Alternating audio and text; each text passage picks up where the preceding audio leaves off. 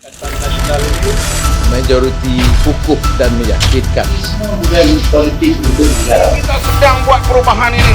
Sumpah saya membentuk satu pakatan. Assalamualaikum dan salam sejahtera bersama saya Nurzawazi Yusof dan antara paparan menarik dalam edisi khas mingguan kali ini.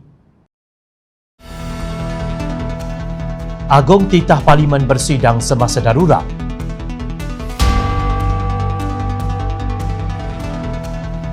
Puan enggan minta maaf sanggup jumpa Muhyiddin di mahkamah.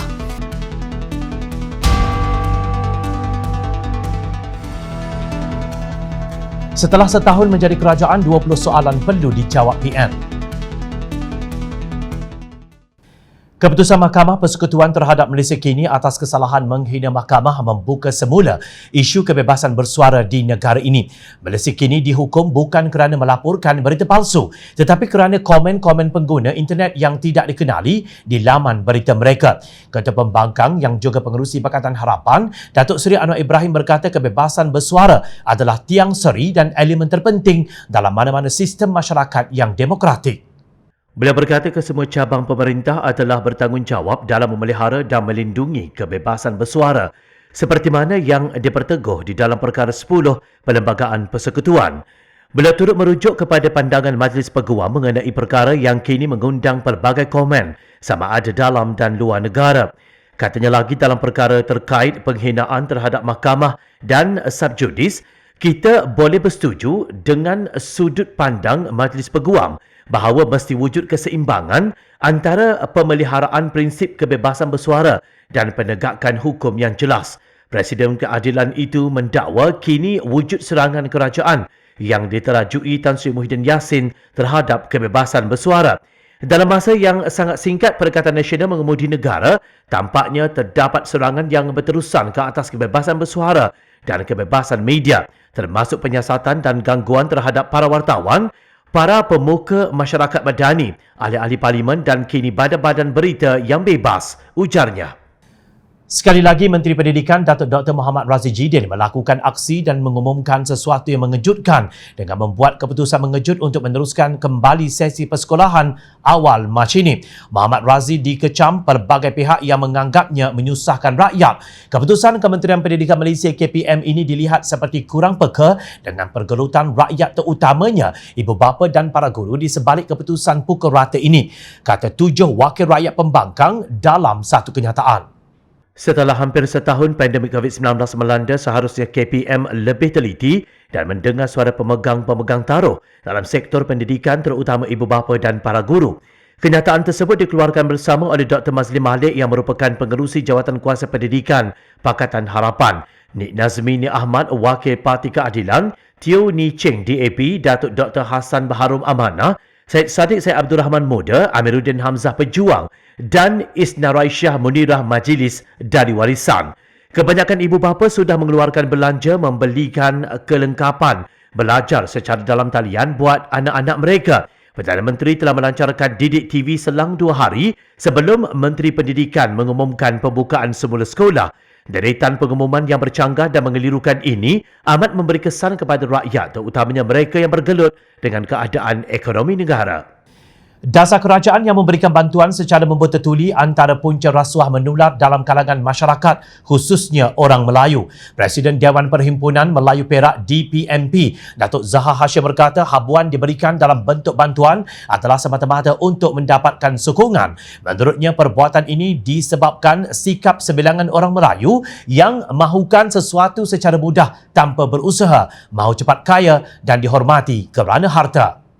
Katanya kerajaan sepatutnya memberikan pancing kepada rakyat untuk mereka berusaha dan bukannya memberi ikan untuk terus mereka makan. Disebabkan itu, rasuah dalam kalangan orang Melayu sudah menjadi begitu parah dan boleh dianggap seperti tidak boleh dipisahkan.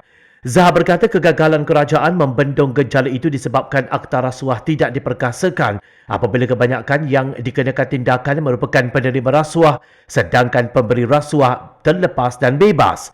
Selain itu, katanya Suruhanjaya Pencegahan Rasuah Malaysia SPRM sepatutnya menjadi bahan bebas yang tidak dikawal oleh ahli politik dan diletakkan terus di bawah Yang di-Pertuan Agong.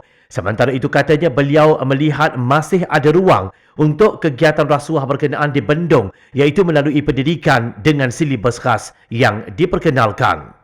Dalam pada itu, Pengerusi Pakatan Harapan Negeri Terengganu, Datuk Raja Kamaru Bahrin Shah membangkitkan mengenai kes pendakwaan terhadap Exco Kerajaan Negeri Terengganu, Dr. Alias Razak yang tidak menyerahkan simpan penyata tahunan bagi tahun 2018 Syarikat Kelana Jaya Medical Center KJMC. Alias merupakan pengarah KJMC Sdn Bhd didakwa mengikut Seksyen 68-1 Akta Syarikat 2016 Akta 777. Syarikat KJMC adalah sebuah anak syarikat di bawah TDM Berhad iaitu sebuah syarikat utama Kerajaan Negeri Terengganu.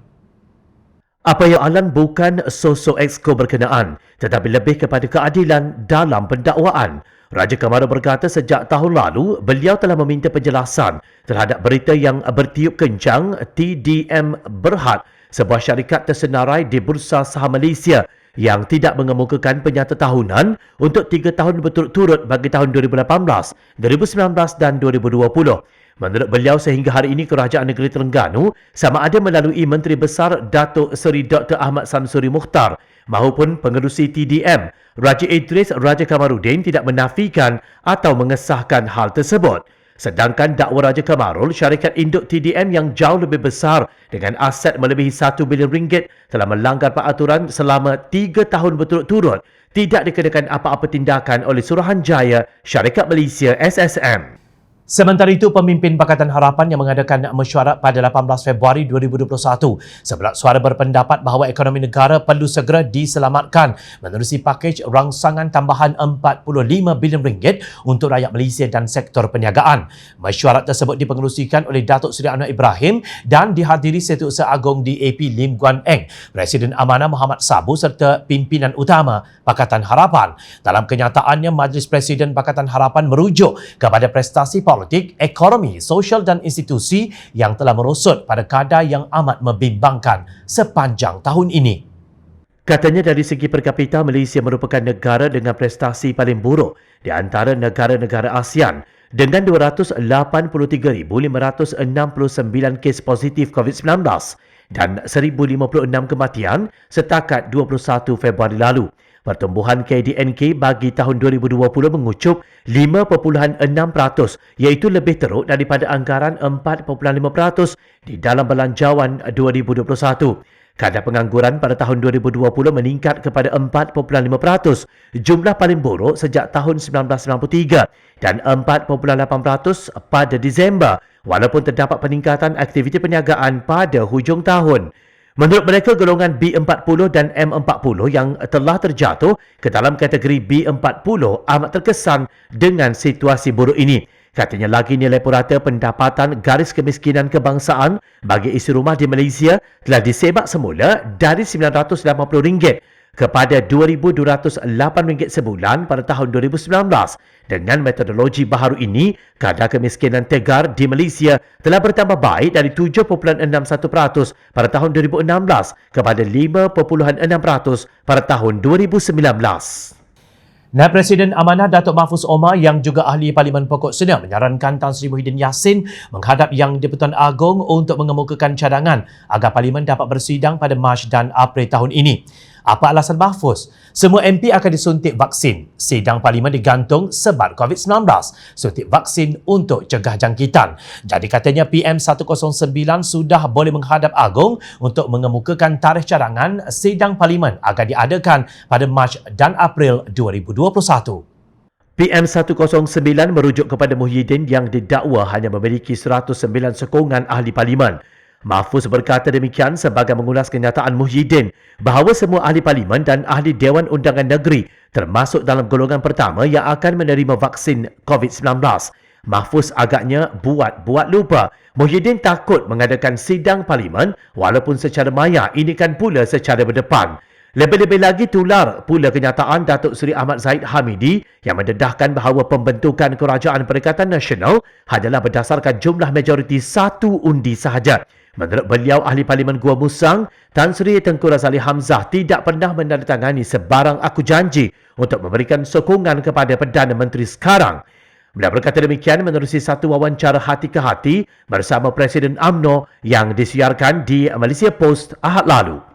Dalam perkembangan 19 Februari lalu, Ahli Majlis Tertinggi UMNO, Datuk Dr. Puan Zarkasi mengesahkan bahawa beliau telah menerima Letter of Demand atau LOD daripada Peguam Tan Sri Muhyiddin Yassin yang mahu mengambil tindakan saman RM10 juta terhadap beliau. Dalam hantaran di Facebook, Puan berkata sebagai individu yang dijamin kebebasan bersuara, beliau tidak akan benarkan dirinya dibuli oleh Muhyiddin seperti mana UMNO dibuli. Beliau enggan memohon maaf dan menyatakan tidak perlu memadam posting dalam Facebooknya mengenai Perintah Kawalan Pergerakan PKP 2.0 dan memilih untuk berjumpa di mahkamah. Beliau menyatakan bahawa dirinya dituduh memfitnah Perdana Menteri sedangkan beliau hanya bertanya dan meminta penjelasan. Kalau itu pun disaman katanya, maka amat wajar beliau melawan di mahkamah. Untuk rekod pada 9 Februari lalu, Puan dalam satu hantaran di Facebook berkata, rakyat perlu penjelasan kenapa Menteri Kesihatan, Datuk Seri Dr. Adham Baba mengumumkan semua menteri balik bertugas dari luar negara. Tidak perlu kuarantin 10 hari. Mereka terkecuali dari Seksyen 15 Akta 342. Beliau berhujah bahawa peraturan kuarantin 3 hari untuk menteri dibuat tergesa-gesa dan ia isu kepentingan awam yang perlu ditanya dan dipersoalkan. Ini kerana dalam artikel 8 Perlembagaan Persekutuan disebut dengan jelas bahawa rakyat berhak mendapat layanan yang adil dan saksama. Beliau melihat tindakan saman ini bertujuan untuk menutup mulut dan menakutkan para pengkritik. Terkini pada 24 Februari, Puan mengulangi tulisannya pada 1 Februari lalu yang bertajuk Kes Menantu 4 Soalan PM Kena Jawab. Dalam hantaran itu beliau bertanya sama ada benar atau tidak menantu Perdana Menteri Datuk Adlan Berhan adalah rakan kongsi syarikat Iris yang mendapat projek National Integrated Immigration System atau NIIS yang bernilai 1.16 bilion ringgit. Beliau berkata pejabat Perdana Menteri mahupun Muhyiddin Yassin langsung tidak memberikan sebarang jawapan. Presiden PAS Datuk Seri Hadi Awang menegaskan partinya berbeza dengan Pakatan Harapan PH yang dianggapnya berkiblatkan pemimpin Myanmar yang digulingkan Aung San Suu Kyi. Duta Khas Perdana Menteri ke Timur Tengah bertaraf menteri itu berkata terdapat pihak tertentu juga dilihat menyokong Myanmar dalam krisis pelarian etnik Rohingya yang menjadi bangsa kekejaman tentera. Katanya Malaysia menjadi tempat yang menerima pendatang Rohingya paling ramai sejak dahulu.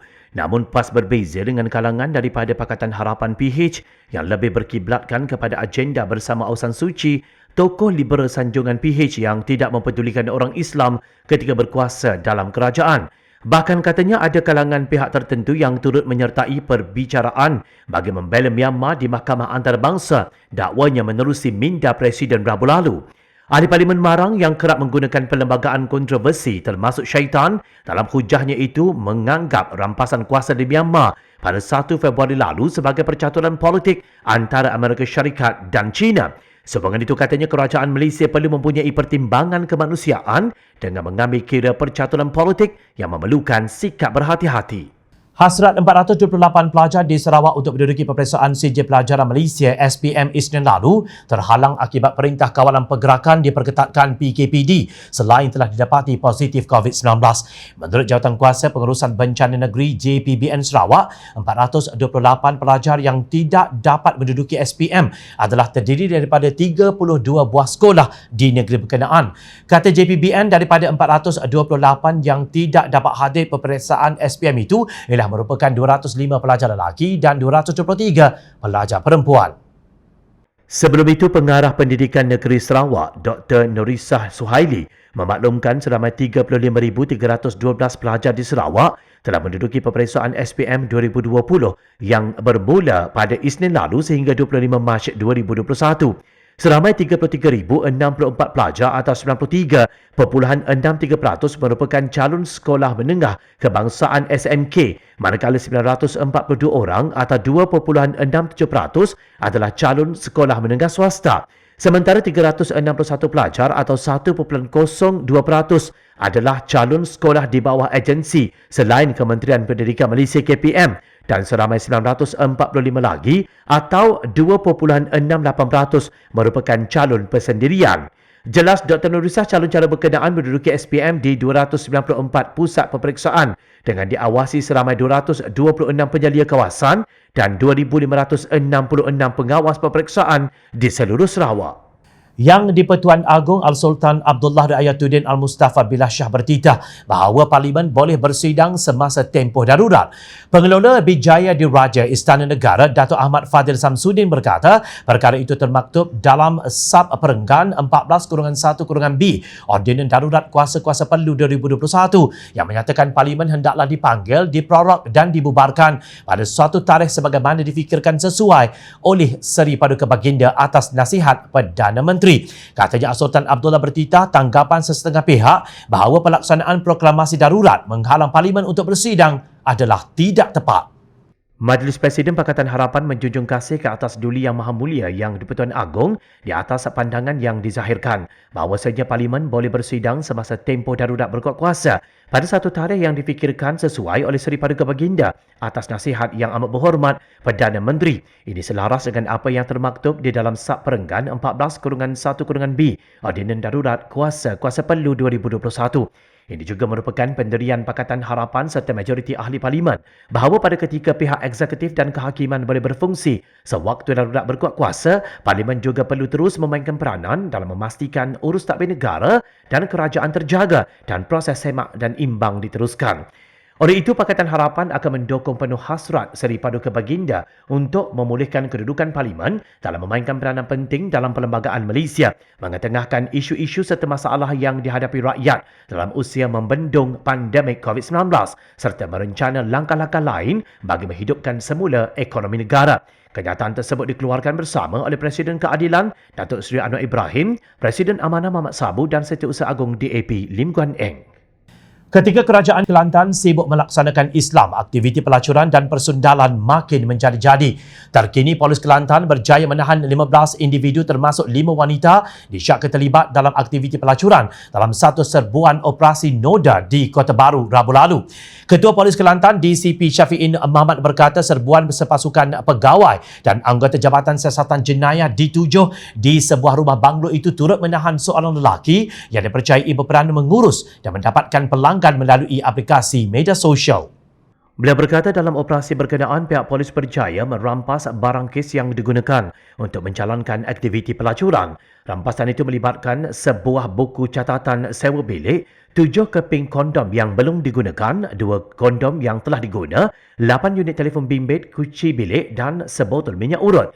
Mengulas lanjut katanya wang tunai berjumlah RM1,917 turut dirampas dan kesemua suspek direman selama 7 hari. Katanya lagi kes disiasat mengikut Seksyen 372A Kanun Keseksaan dan 372B Kanun Keseksaan. Kesemua suspek berusia antara 22 hingga 60 tahun termasuk seorang lelaki warga Myanmar. Setelah setahun bersatu, PAS dan juga UMNO bergabung dan membentuk Kerajaan Perikatan Nasional, menyokong Pakatan Harapan khasnya amanah mengemukakan 20 soalan untuk dijawab. Persoalan ini ditimbulkan kepada mereka kerana gabungan mendakwa mewakili 95% pengundi Melayu dan Islam. Mereka menamakan kesemua persoalan itu sebagai soalan rakyat untuk Kerajaan Perikatan Nasional. Antara dua persoalan itu adalah adakah RUU 355 telah diluluskan? Apakah harga barang dan harga minyak sudah turun? Apakah penjenayah rasuah dan salah guna kuasa didapati bersalah dan dihukum penjara? Dan adakah kematian arwah adib telah pun terbela? Persoalan lain yang menarik perhatian adalah seperti apakah tidak berlaku murtad di Malaysia setelah Kerajaan Melayu Islam mentadbir negara? Apakah LGBT telah lenyap dari muka bumi Malaysia seperti yang dimomokkan ketika Datuk Seri Mujahid menjadi Menteri Agama? Juga turut dipersoalkan tentang masalah air di Kelantan. Adakah telah selesai? Dan apakah kilang arak atau judi telah ditutup di Malaysia? Soalan terakhir yang diajukan kepada mereka adalah apakah PAS, UMNO dan Bersatu sudah berhenti dari mencipta alasan demi alasan? Persoalan ini sekarang disebarkan di media-media sosial untuk disampaikan kepada penyokong Bersatu, PAS dan juga UMNO dan rakyat mahu lihat sejauh mana mereka akan menjawab atau terus beralasan. Dengan paparan itu tadi, sekian edisi khas mingguan kali ini. Teruskan bersama kami untuk mendapatkan berita politik terbaik. Saya Zamazi Yusof. Assalamualaikum. Salam sejahtera. Jumpa lagi minggu depan.